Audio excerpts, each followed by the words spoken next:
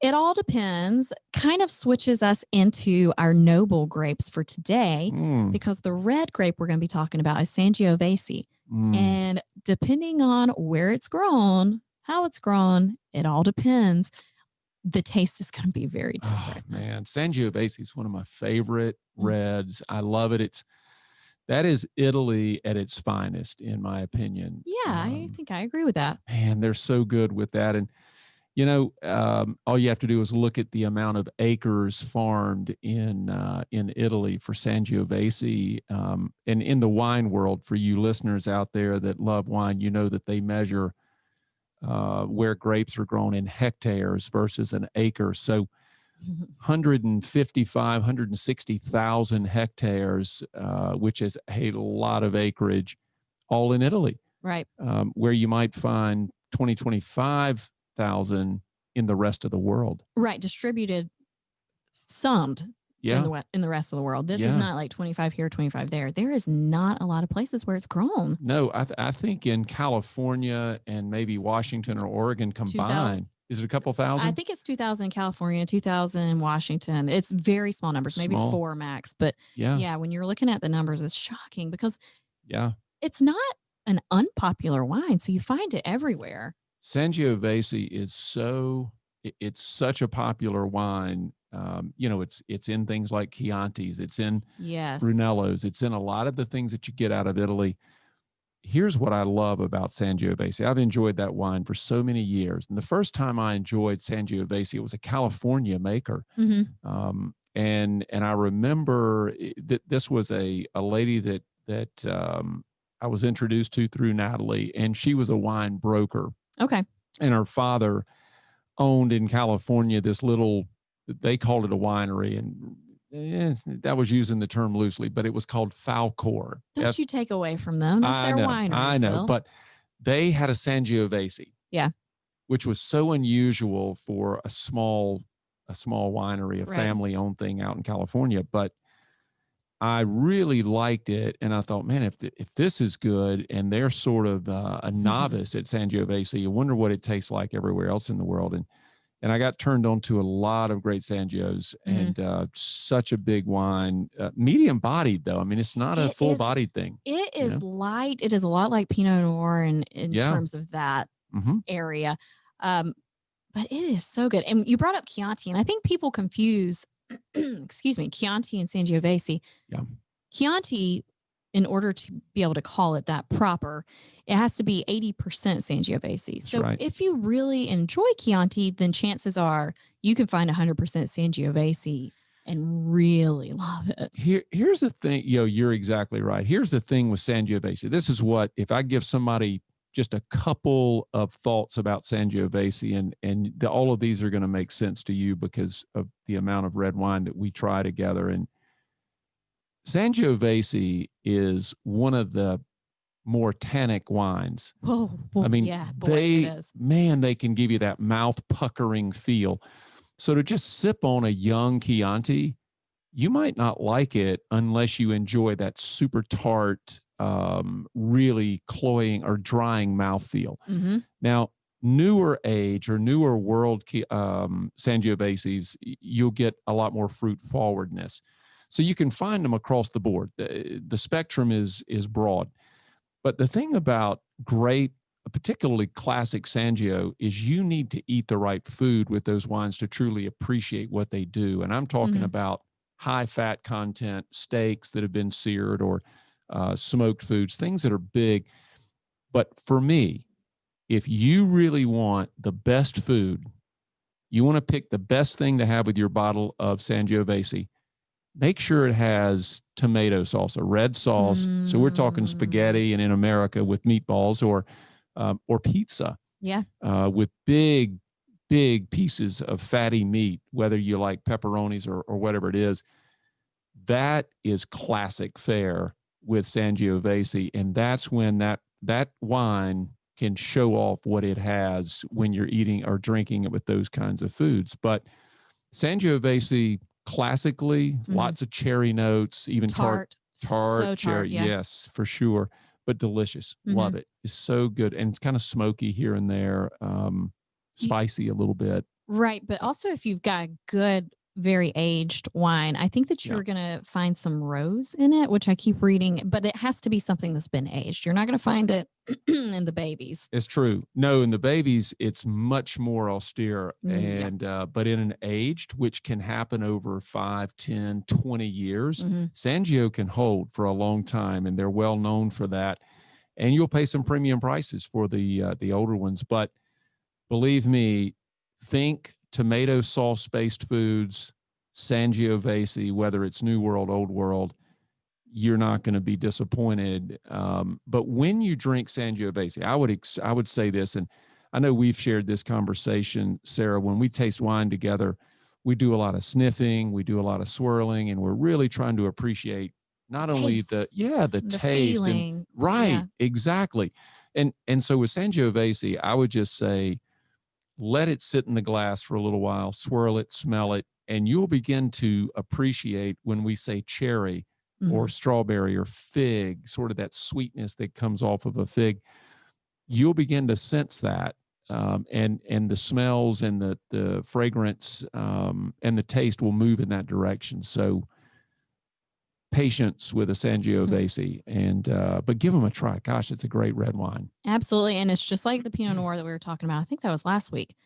You will be able to find a Sangiovese that you like, whether you like fruit forward, whether you like that black tea bag type tannin, you're going to find something. And with tomato sauce, everyone loves pizza. Everyone loves some sort of Italian dish with red sauce. Oh my gosh, lasagna, you name it. Oh yeah, there you go. And just a brilliant combination. And you just, you just said something, black tea bag. There's nothing more tannic than a black tea bag. I mean, that would just make you pucker in a big way.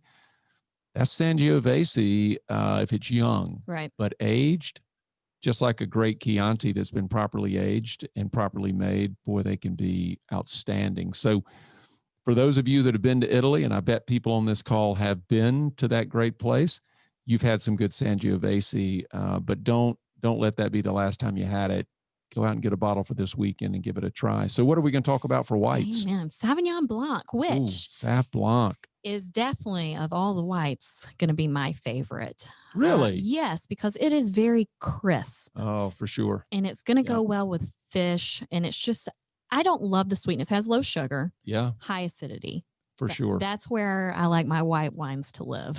You know what's interesting about Sangio, or rather Sauvignon Blanc? It's probably one of the most it probably is the most unusual white wine. When you talk about it being your favorite because it's crisp, super high acidity in that wine. Yes. And low sugar. So you get almost like a snap when that thing hits your palate. Really, really good. Served at about 55 degrees. You want it nice and cool, but that acidity, you can't hide it. It's a hallmark of Sauvignon Blanc. Here's what else is interesting. It's known as sort of the grassy wine. Yes. People associate it with green grassy. Pepper. Yeah, exactly. Those pyrazines in that grape create these flavors. So you get a lot of the peppery notes, the green notes, the grassy, or some of your wine snobs will call it the herbaceousness of the wine. Fancy. Fancy. So delicious wine with light fare. Oysters for me on the half shell. Gosh, it just doesn't get better. Or clams, mussels, those kind of things. Things that you would like lemon with. Yes. Anything that pairs well with lemon is going to go so well with Sauvignon Blanc. The fruit spectrum, if you will, is wide when it comes to Sauv Blanc, but it stays in those kinds of flavors like limes or lemons and green apple, those kind of things. That's what you're going to get. But with this super crisp feel on the tongue, very low sugar, like you said. Now, some makers will leave a little bit of sugar in it, to get, especially the new age makers, California. They say it tastes a little richer, feels a little smoother. Garbage. I like the traditional stuff, and you said it before the show, New Zealand. I think they produce some of the best in the world. Absolutely. And we were talking too, we're going to highlight New Zealand coming up because we haven't really spoken a lot about the wine world of New Zealand. But yes, absolutely. Anytime you see a New Zealand Sauvignon Blanc, they really put it on the map. If you look at historically, it's been around. Yeah. But until the 80s, people did not prefer it, so to speak. And it's one of the most drank white wines in the world, but definitely one of the most popular. Oh yeah, but since the 80s though, that's when it really started exploding. Yeah, one of the noble grapes. It's been around a long time. Look, if you like white wines, and you like something that's not sweet, but tons of fruit flavor, Sauvignon Blanc's a good one. Vegetables, goat cheese, particularly goat cheese, aged goat cheese, and really any funky cheese that's creamy is going to be great with Sauvignon Blanc. But lighter things, and you said it at the beginning, it's fish, it's seafood, those kind of things. Or perfect. Turkey. You could do it with turkey. Yeah, there you go. Yeah, Thanksgiving. heck yeah. I'm thinking all of a sudden I want some smoked salmon and cream cheese and a bagel and some Sauv Blanc all of a sudden. So perfect pairing. Lots of good stuff. Sarah, Sauvignon Blanc and Sangiovese probably are two of the best grapes we could talk about. And I say that because they're two of my favorites. So they are so good. I don't know how we ended up with those two in the same show, but I'm glad we did because they are really good. Yeah, they really, give a roundabout ending to our show today. They do. I can't wait. So I'm going to drink some Sangiovese this weekend. I can't promise I'll do Sauvignon Blanc because it's cooler out, but I'll guarantee that I'll be drinking some Sangiovese. It's got my taste buds going, and I'm pretty sure I'm going to be making a red sauce to go on something. So you've got an HVAC system. Turn up the heat and drink some Sauvignon Blanc. Maybe I might turn on the fireplace and drink some Sauv Blanc. There you go. Hey, look, it's been great. We had a good time today talking Social Security. Folks, don't underestimate Social Security. It has a lot of nuances. And it is not easily understood. Right. Lots to know about it. If you have questions, let us know. Let us help you. We're a resource. We've got all the technology, all the knowledge, the minds to help you get through even the most difficult questions. So let us hear from you on that.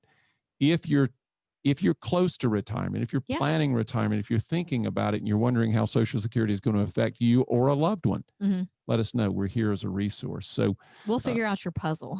Yeah, we can definitely do that. Yeah. And it's certainly a puzzle. So don't get in that maze and feel like you're there alone. We're glad to help. And until next week, I'm going to say for Sarah and myself, we've enjoyed it. Thanks for listening. We'll talk to you soon. Thanks for joining us on We're Talking Money. Be sure to visit our website, www.omnistarfinancial.com, where you can learn more about how we provide value to our clients. Subscribe to the show and our newsletters, and drop us a line with suggestions for upcoming shows. If you enjoyed today's episode, we'd appreciate a rating on iTunes or simply tell a friend about the show.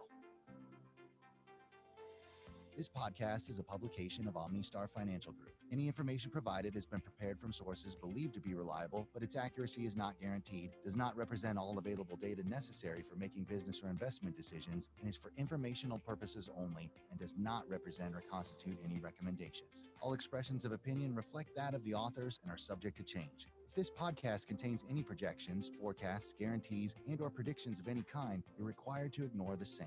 OmniStar is not engaged in the practice of law or accounting, and any information in this podcast should not be construed legal or tax advice. Any distributions, use, or copying of this podcast, other than the intended recipients, is unauthorized.